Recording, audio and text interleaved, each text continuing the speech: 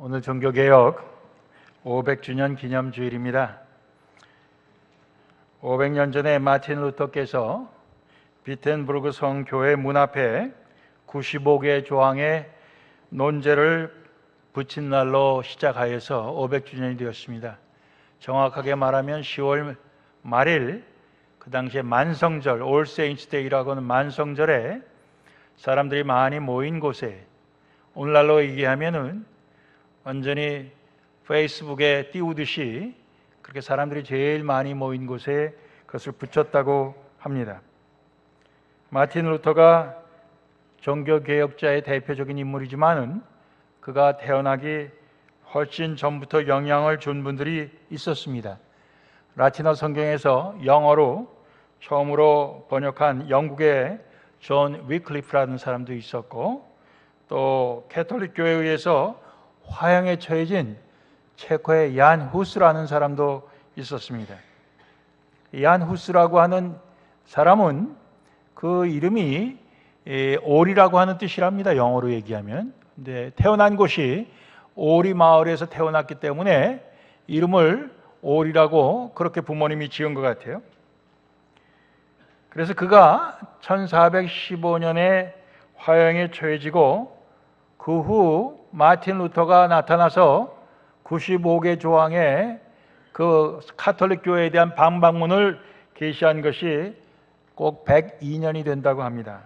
그래서 이 얀후스를 오리로, 또 오리 아버지, 구스파더라고 그렇게 얘기하고, 그 자리에 다시 태어난 마틴 루터를 백조라고 그렇게 이야기를 합니다.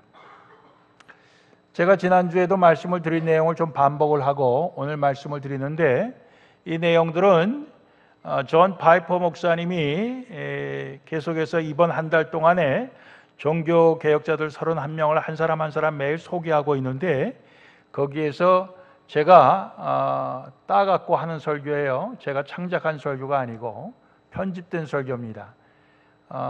혹시 더 자세한 내용을 알고 싶으시면 여러분들이 그것을 찾아보시면 될 줄로 알아요. 지난주에 말씀드린 종교개혁자들의 선언을 다시 한번 오늘 말씀드리는 걸로 오늘 시작을 하겠습니다. 종교개혁자들이 성경을 통해서, 성경을 읽으면서 발견한 가장 중요한 주제가 무엇인가? 그것은 죄인 된 인간이 어떻게 거룩하신 하나님과 올바른 관계를 가질 수가 있을까 하는 것이었어요. 다시 말씀드리면, 즉 죄인인 인간이 그 죄의 결과로 하나님의 심판, 하나님의 진노 하에 있을 수밖에 없는데, 어떻게 그 하나님 앞에서 의롭다 인정을 받을 수가 있겠는가? 그것이 그들의 가장 중심적인 주제였습니다. 거기에 대해서 그 답이, 이렇게 하면은 하나님 앞에서 우리는 의롭다 인정을 받을 수 있다, 우리는 하나님과 올바른 관계를 갖게 될 수 있다 하는 것을 그들은 5가지로 표현을 했습니다. 제일 첫 번째는 오직 하나님의 은혜로만, 오직, only 또는 alone 영어로 그렇게 표현을 하는데, 오직 하나님의 은혜로만, 즉 어떤 인간의 어떤 선한 일이나 어떤 인간의 공로가 아니라 오직 하나님이 우리에게 주시는 은혜로만, 하나님이 주시는 선물로만 우리는 의롭다 인정함을 받는다는 거예요. 두 번째는 오직 그리스도로만 근거해서, 즉 그리스도의 그 십자가 희생만을 근거로 하여 우리가 의롭다함을 받을 수 있는 것이지, 그리스도 외에 다른 누구의 희생도 의로움의 기초가 될 수가 없다, 그런 말씀. 세 번째는 오직 믿음이라는 방법만을 통하여 우리는 의롭다함을 받을 수 있다. 즉 인간의 어떤 일이 거기에 추가되어야 된다, 포함되어야 된다, 그런 것이 절대로 아니고, 오직 그리스도의 그 희생, 하나님의 은혜를 우리가 믿음으로만 우리는 의롭다함을 받을 수 있다. 네 번째는 이러한 모든 것은 오직 하나님만 영광 받으시도록 하는 그런 목적을 갖고 있다 하는 거예요. 예. 인간의 영광 받으려고 하는 것이 그 가운데 끼어들지 못하고 오직 하나님의 은혜로만 되었다. 하나님이 보내신 그리스도의 희생으로만 되었다는 거예요. 그리고 우리에게 은혜로 주신 믿음만으로 됐다 하는 이 모든 걸 통해서 오직 영광은 하나님만 받으시도록 그렇게 했다는 거예요. 마지막으로 다섯 번째는 오직 성경만을 최종적이고 결정적인 권위로 우리가 사용할 때 우리는 해답을 얻을 수 있다는 것입니다. 그래서 오늘은 지난주에 그 위에 네 번째까지는 말씀을 드렸어요.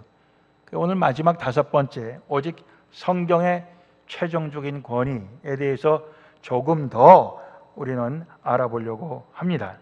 이것을 통해서 사실 우리의 삶도 개혁을 해보기를 원하는 것입니다. 오늘 본문은 우리가 갈라디아서 1장을 보았습니다. 갈라디아서 1장에서 나오는 그 말씀의 배경은 이렇습니다. 바울이 이방인들의 사도로 부름을 받아서 그가 이곳저곳을 다니면서 복음을 전하여 거기에 교회가 세워지게 됩니다. 그리고 많은 이방인들이 예수를 믿어 구원 얻게 됩니다. 그런데 그 이방인들이 예수 믿어 구원 얻고 하나님의 자녀가 되고 의롭게 되는 것에 대해서 그들이 그 시기한 사람들이 생겼어요. 그리고 그들을 자기 수하에 두려고 하는 사람들이 생겼습니다. 자기들이 조종하고 싶은 사람들이 생겼어요. 그 사람들이 누군가? 유대인 중에 먼저 예수 믿게 된 유대인 크리스찬들이었습니다. 그래서 이 사람들이 가만히 교회에 들어가서 어떠한 가르침을 그들에게 가르쳤냐 하면은 너희가 예수 믿는 것만으로 의롭게 될 수 없다. 구원받을 수 없다. 하나님께서 우리 조상을 하나님의 백성으로 삼으시고 또 일찍이 아브라함과 계약을 맺기를 하나님의 백성은 할례를 받아야 된다고 그렇게 계약을 맺은 것이다. 그러니 너희가 예수 믿는 것만으로 구원받지 못하고 너희도 우리처럼 할례를 받아야 된다. 이렇게 그들을 가르쳤어요. 그래서 이 갈라디아 교회 사람들 중에도 결국 이 가르침에 따라서 그들도 할례를 받는 사람들이 많이 생겨난 것입니다. 이러한 배경 속에 오늘 말씀이 주어지는 거예요. 바울이 갈라디아 교인들을 책망을 합니다. 그리스도의 은혜로 너희를 부르시니, 즉 하나님이죠. 하나님을 이같이 속히 떠나 다른 복음을 쫓는 것을 내가 이상히 여기노라. 너희를 그리스도의 은혜 가운데서 불러주신 그 하나님을 떠나서 다른 복음을 따라가는 너희를 보니 내가 정말 이건 놀랄 일이다. 그러면서 다른 복음은 있을 수가 없다. 다만 어떤 사람들이 너희를 요란케 해서, 즉 혼돈스럽게 해갖고 그리스도의 복음을 변하려 합니다. 그리스도의 복음을 왜곡하고 그리스도의 복음을 변질시키려고 하는 것이다. 그러나 우리나 혹 하늘로부터 온 천사라도 우리가 이미 너에게 전한 복음, 예수 그리스도의 그 십자가의 복음 외에 다른 복음을 전하면 저주를 받을지어다. 그것도 그냥 저주를 받는다, 우리말로는 그렇게 되어 있지만 영어 성경에 보면 eternally, 영원히 저주를 받을지어다 그랬습니다. 여러분들 아까 성경 읽을 때 저주를 받을지어다 한 번 나오고 그 다음 절에 또 나와요. 우리가 전에 말하였거니와 내가 지금 다시 말한다. 만일 누구든지 너희의 받은 것 외에, 받은 그 복음 외에 다른 복음을 전하면 저주를 영원히 받을지어다. 아멘이 잘 안 나오죠. 왜 그렇습니까? 저주 받는데 어떻게 아멘을 합니까? 그러니까 아멘 안 하는 거예요. 그 내용을 이제 보고 여러분들은 그래도 자동적으로 아멘 하는 사람들이 아니에요. 그러니까 야, 이거 좀 이상하다. 바울이 저주를 받을지어다, 영원히 저주를 받을지어다 이런데 야, 이거 좀 무시무시하다. 그러니까 우리가 아멘이 안 나오는 거예요. 근데 사실은 여기에 아멘을 해야 되는 것입니다. 왜냐? 결국 예수 그리스도의 그 십자가 복음에 다른 복음은 없다 이거예요.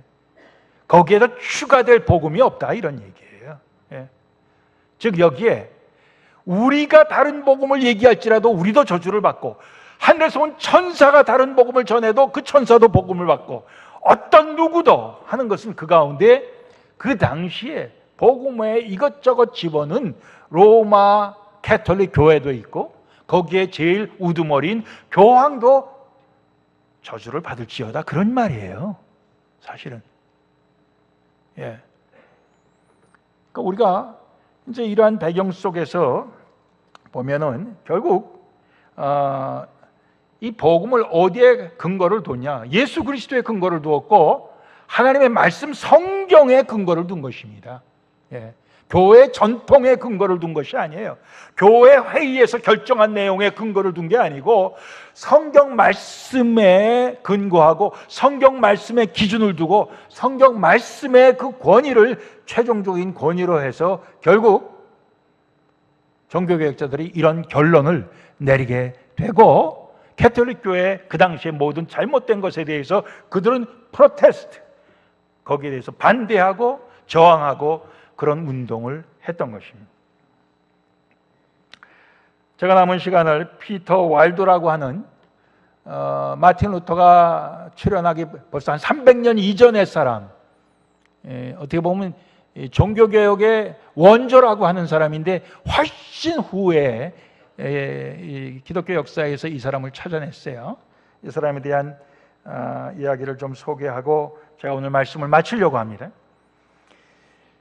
이 피터 와일드라고 하는 사람은 마틴 루터가 태어나기 약 300년 전에 프랑스의 리옹에서 활동한 종교개혁자입니다. 그는 본래는 리옹의 상인이었어요.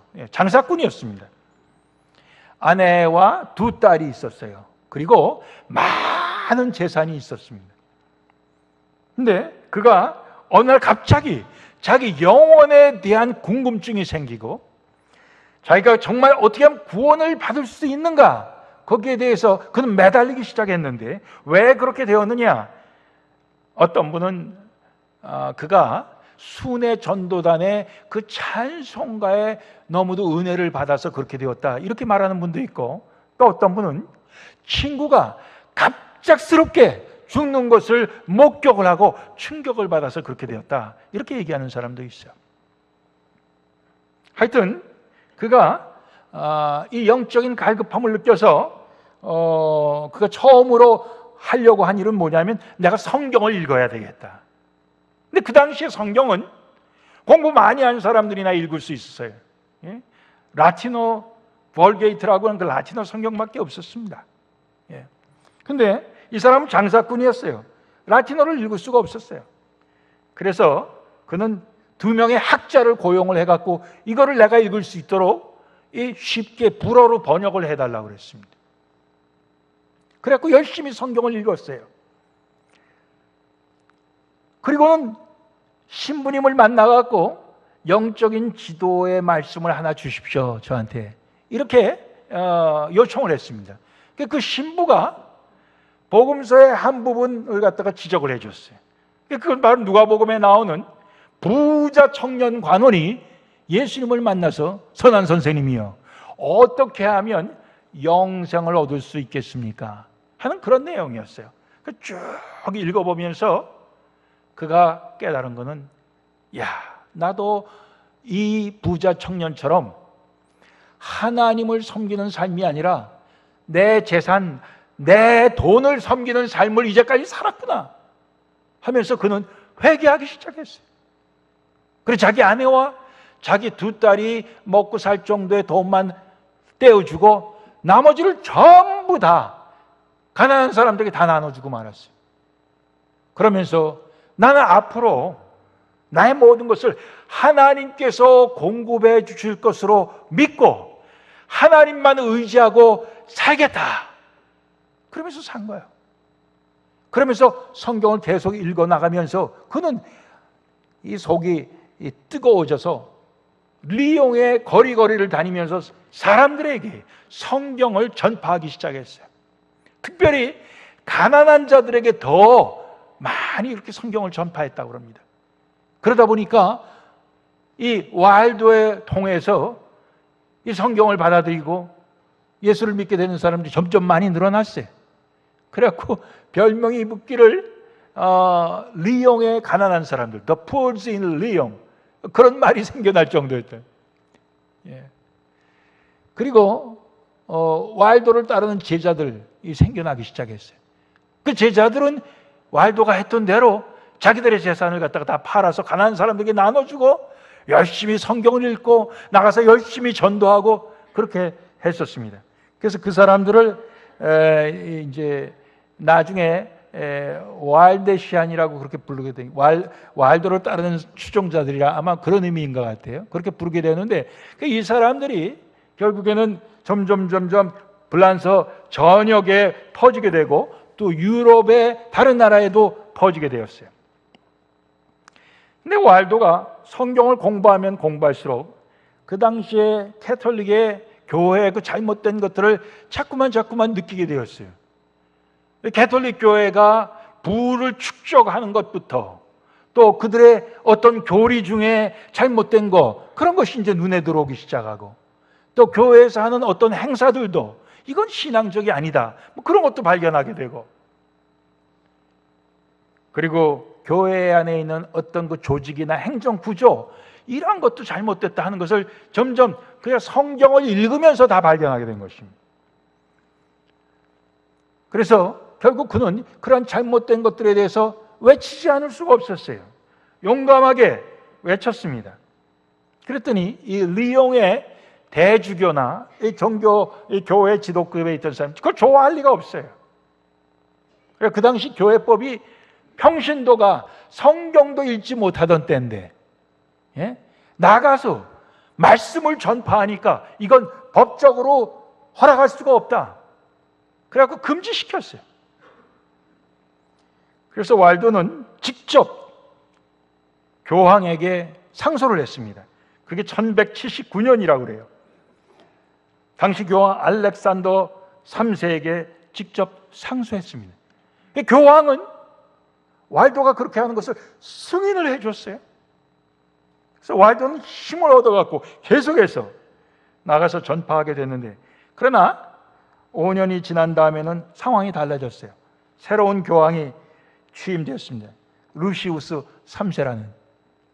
이 사람은 그 리옹의 대주교하고 한편이 되어서 결국 와일도와 그의 모든 추종자들을 파문시켜버리고 맙니다. 파문시켜버리고.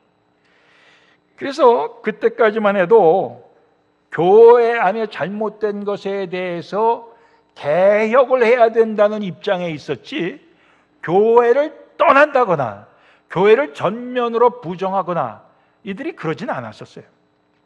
그러나 그들이 이제 파문을 당하고, 그리고 얼마 있어 이 와일도가 죽습니다. 죽고 난 다음에 그의 추종자들이 그들의 그 확신을, 성경에서 나온 그 확신을 갖고 보다 더 적극적으로 교회에 대해서 그들은 저항적이고 또 이 투쟁적으로 그렇게 운동을 하게 돼요. 이제 그들이 결국 성경에서 뽑아낸 그 모든 것으로 그 당시에 그 교회에 대해서 저항한 그 내용들이 한 10가지가 나옵니다. 잠깐 소개를 하겠습니다. 첫 번째는 그들은 성경 외에 모든 권위를 다 거부해 버렸습니다. 교황의 권위건 교회의 권위건 다 거부하고 아주 극단적으로 간 거죠. 우리는 성경의 권위만 인정한다. 두 번째는 하나님과 우리 인간 사이에 어떤 중보자도, 그 중간에 다리를 놓을 수 있는 중보자도 그들은 거부했습니다. 그 당시만 해도 비록 마리아를 한동안 존경했다고 그래요. 그렇지만 하나님과 인간 사이에는 예수님밖에 중보자가 될 수 없다. 세 번째는 성직자만이 죄 고백을 들을 수 있다는 이 교리를 그들은 거부했습니다. 즉 고해 성사를 해야 돼요. 신부 앞에 가서. 근데 성경 우리가 보면 어떻게 성직자가 그 죄의 고백을 들을 수 있는 유일한 그런 그 권위를 갖고 있는 찾아볼 수가 없는 거예요. 그래서 그거는 모든 우리 예수 믿는 사람들이 서로 할 수 있는 일이다. 그래갖고 그것을 거부했습니다. 네 번째는 연옥설을 거부했습니다. 이 연옥설이라고 하는 것은 뭐냐 하면은 우리가 베드로서 보면 좀 그런 성서적인 근거가 조금은 나옵니다. 예수님께서 죽으셔서 음부에 갔다가 뭐 그들에게 전파하시고 이제 그런 말씀이 나오는데, 이 연옥설은 예수 믿고 죽은 사람들이 천국에 직접 가는 것이 아니라 연옥에 가서 더 죄를 깨끗이 씻음 받을 때까지 연옥에서 좀 시련을 겪고, 그리고 완전히 깨끗해지면, 완전히 죄사함을 받으면 그때야 천국으로 간다는 거예요. 그러니까 그 죽은 조상들이나 죽은 가족들을 위해서 우리가 기도해야 되고, 또 면죄부를 사면은 아무래도 좀 빨리 갈 거 아니냐, 이런 거예요. 그래서 이것을 갖다가 그들은 부인했어요. 결국 그것을 부인한 건 뭐냐 하면은 죽은 사람을 위해 면죄부를 사는 것까지 그들은 부인한 것입니다. 죽은 사람들을 위해서 기도하는 것까지 그들은 거부해버린 것입니다. 다섯 번째는 그 당시에 그 성례가 뭐 지금도 캐톨릭 교회는 그렇지만 7가지 있잖아요.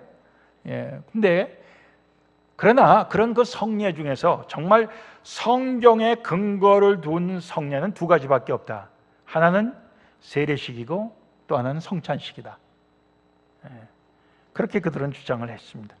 여섯 번째는 그 당시 교회가 강조하는 것이 특히 먹는 것에 대해서 그들은 굉장한 그 규칙을 가지고 있었어요.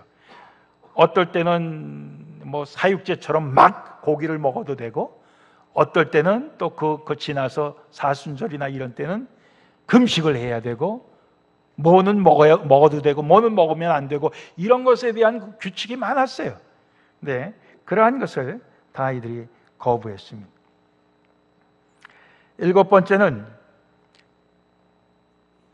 이 성직자와 수도원이 많은 그 계급으로 나뉘어져 있는 거예요, 그 안에. 근데 그런 그 계급 제도를 이들이 다 거부해버렸어요. 8번째는 성인의 시신 존경과 성지순례와 성수 사용을 거부했다고 합니다.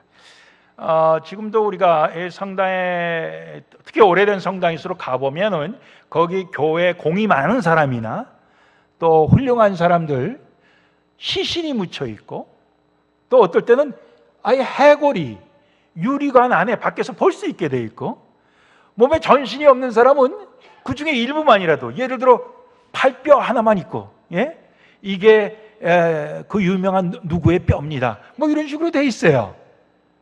뭐냐? 성인의 시신을 존경하는 그러한 제도입니다. 그리고 성지순례를 반드시 해야 된다는 그런 거 있죠. 그리고 성수 사용하는, 뭐 자세한 내용은 제가 거기에 대해서 경험이 없어서 잘 모르겠어요. 그러나 이런 모든 제도를 거부했습니다. 9번째는 이 세상의 모든 통치자들의 권위보다도 교황의 권위가 더 위에 있다 하는 주장을 그들이 거부했습니다. 마지막 10번째는 교황이 그 옛날 사도직을 계승한 자라는 그러한 그 교리를 거부해버렸어요. 교황이, 예를 들어서 베드로가 첫 번째 교황이고 쭉 그 뒤를 이어오는 것이다, 뭐 그런 거 얘기하잖아요. 근데 그것을 거부해버렸어요. 이들이 결국 로마 교회로부터 파문을 당하고, 또 그의 지도자 왈도가 죽은 후에도 그들의 이런 개혁운동은 계속 성장하고, 그래서 이탈리아 북부, 또 스페인, 오스트리아, 독일, 헝가리, 폴란드, 이런 여러 나라로 퍼지게 되었다고 합니다. 그러자 로마 캐톨릭 교회는 핍박을 시작을 했어요. 그래서 갈수록 핍박이 심해져서 결국 그들이 굉장히 축소되고, 그들은 숨어서 살게 되고, 그렇게 되어버리고 말았어요. 그래서 15세기 말까지 핍박이 계속됐다고 보니까 더 이상 핍박을 안 해도 될 정도로 그들은 다 그 존재가 미미해진 거예요. 그러다가 16세기가 되어서 드디어 이 프로테스탄트 개혁 운동이 이제 꽃을 피우게 되고, 그것이 이제 세계적으로 그렇게 왕성하게 되었을 때 결국 이 waldensian, 이 와일더를 추종했던 그 사람들이, 결국 그 후손들이 다시 다 결국 그들이 나타나서 우리도 여기에 동참한다, 그렇게 되었는 것입니다. 그래서 이 피터 와일더는 뒤늦게 이 사람은 이 프로테스탄트 종교 개혁의 원조다, 이제 그런 명칭을 붙여주었습니다. 비록 그 당시에 그 와일더는 그 자신이 원조인 줄 알지도 못했죠. 요즘 뭐 원조 음식점, 원조 감자탕, 뭐 원조 뭐 아구찜 뭐 이렇게 하면서 저마다 원조라고 그러는데 피터 와일더는 자기 살아생전에 자기가 원조다 그런 거 알지도 못했어요. 이제 역사학자들이 그렇게 나중에 평가를 해준 것입니다. 오늘 아침에 제가 우리 김 목사님 통해서 리옹의 따님이 살고 계시기 때문에 물어봤더니 그 리옹에 피터 와일더를 기념하는 성당이 아주 잘 지어져 있다고 그래요. 한번 가보고 싶은 마음이 있습니다. 피터 와일더는 상인으로 태어나서 살다가 그는 하나님의 선지자로 그의 삶을 마친 사람입니다. 피터 와일더는 하나님의 말씀을 단순하게, 즉 성경 말씀을 단순하게 온 마음을 다해 믿었고, 그 믿음을 자기의 온 삶을 다해 표현한 자입니다.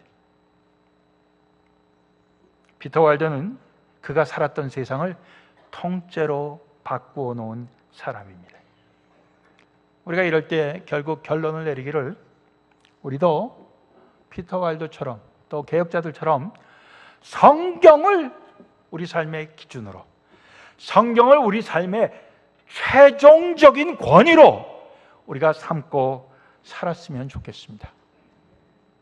성경 따라 믿고, 성경 따라 순종하고, 성경 따라 우리가 거룩한 삶을 살고, 성경 따라 변화되고, 그렇게 될 때 우리 가운데서 끊임없이 주님께서 기뻐하시는 개혁의 운동이 일어날 줄로 믿습니다. 피터 와일더는 세상을 바꾸었고, 또 세상 바꾸기 전에 그의 삶이 바뀌었어요. 그의 재산을 다 팔아 나눠주고 그는 오직 말씀만을 붙들고 살았습니다. 오늘 우리에겐 우리말로 번역된 성경이 여러 가지입니다. 개혁 성경, 또 개정개혁, 또 현대어 성경, 또 쉬운 번역, 공동 번역, 우리말로 된 성경이 너무너무 많아요. 근데 성경 없이 살았던 그런 우리의 믿음의 조상들이 있었습니다. 오늘 우리는 그 성경을 참 소중하게 별로 생각하지 않고 삽니다. 성경의 권위를 두고 살지 않습니다.